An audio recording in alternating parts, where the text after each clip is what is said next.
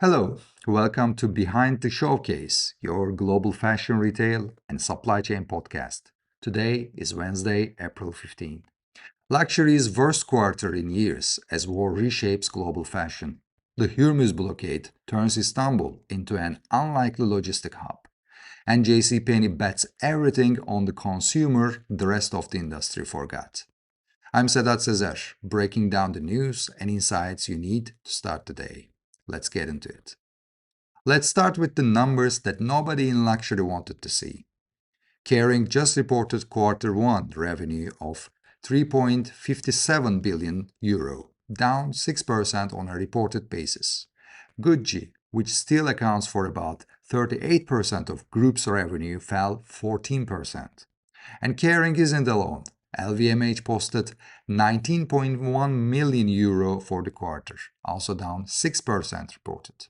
Their fashion and leather goods division, the one that houses Louis Vuitton and Dior, dropped 2% organically. Both companies pointed directly at the Middle East conflict. Kering said retail revenue in the region fell 11%. LVMH CFO told analysts that the store sales in the Middle East plunged between 30 and 70%, depending on the market. Now, if you're a Turkish leather and premium textile supplier working with either of these groups, you need to be reading these numbers very carefully.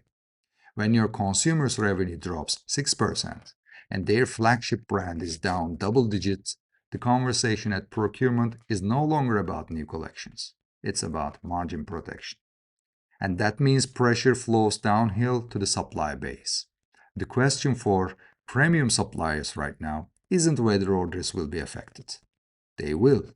The question is how you position yourself when luxury eventually come back.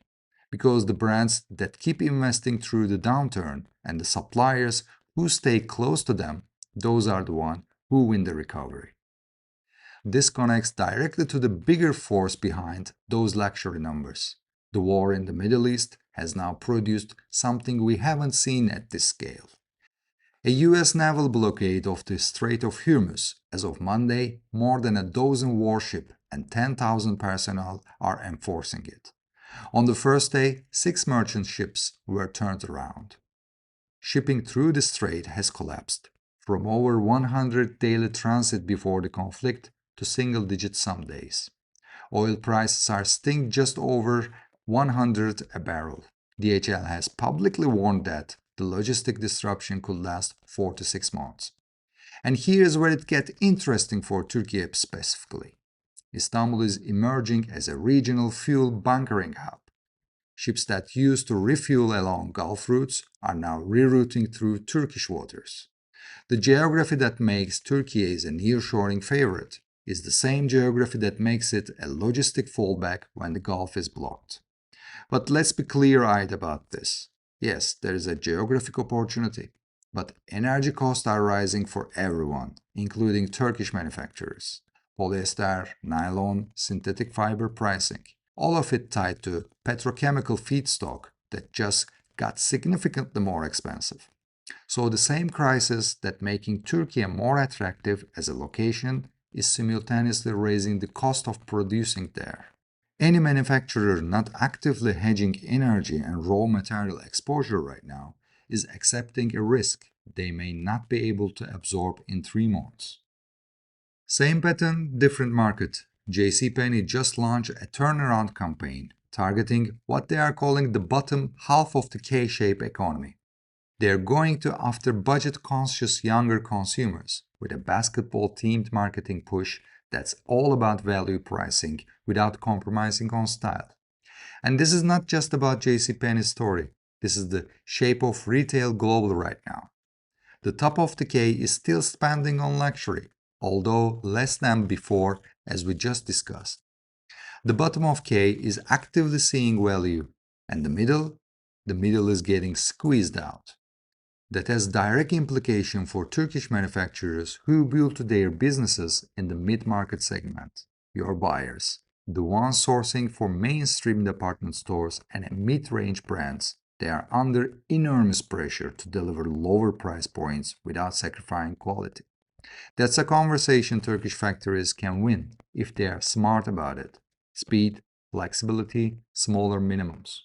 Those are your competitive weapons. But if you are competing on price alone against Bangladesh and Cambodia, you are in the wrong fight. Now here's where it gets interesting. UK retailers are scrambling. Just Style is reporting that the Middle East conflict is expected to significantly worsen supply chain pressure on British brands. Cargo costs are climbing, delivery times stretching, and the brands that were already diversifying away from Far East sourcing are now accelerating that shift. Nearshoring is no longer a strategy paper sitting on someone's desk. It's a procurement decision being made this quarter. And Turkiye is the obvious beneficiary. We've got the proximity, we've got the production base, and we've got the infrastructure.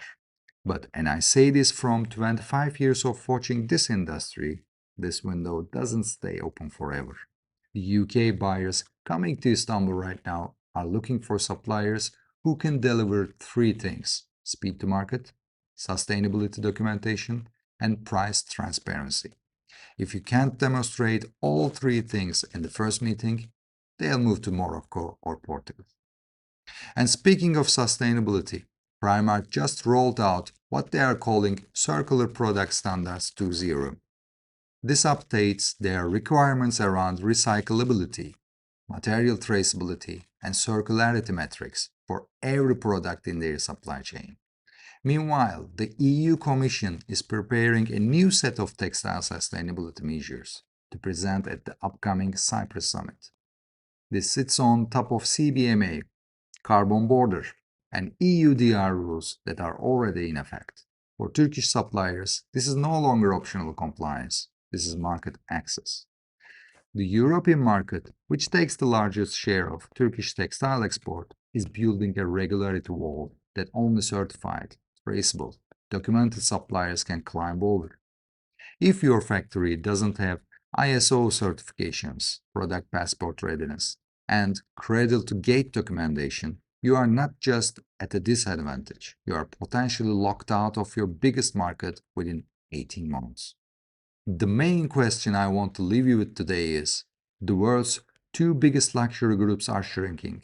The most important shipping lane in global trade is under military blockade, and the rules for entering your biggest export market are being rewritten in real time. If it doesn't wake up every boardroom in Bursa in Istanbul, what will? That's all for today's analysis. To make sure you never miss the insights behind the numbers, hit subscribe wherever you get your podcast. I'm Sedat Sezer. Thanks for tuning in. I'll see you tomorrow, and until then, stay ahead of the curve.